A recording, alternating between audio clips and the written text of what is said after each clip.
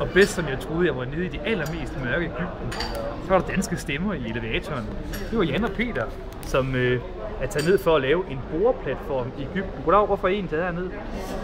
Jamen, vi er taget hernede for at tjene nogle penge. For at tjene nogle penge? Ja. Og for at lave et projekt om på en boreplatform, som Egypterne ikke selv kunne finde ud af. Så det er derfor. I vil lære dem at svejse? Ja, det har de ikke rigtig kunne finde ud af. De er langt bagefter, langt bagefter i deres kunde.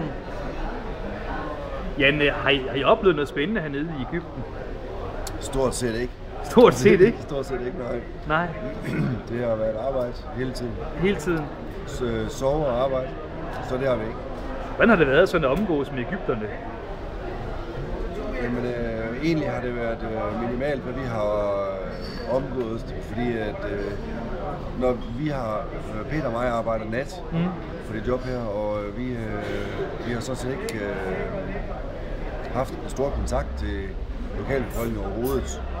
For eksempel har vi ikke set nogen forretninger eller nogle lokale mennesker eller noget som helst. Så det er ikke en charterferie.